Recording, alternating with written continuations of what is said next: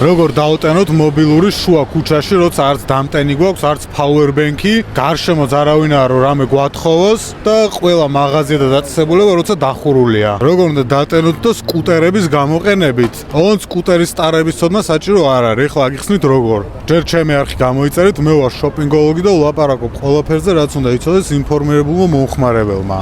ანუ ფასდაკლევებზე, მომხმარებლების უფლებებზე, საინტერესო პროდუქტებზე და ასე შემდეგ.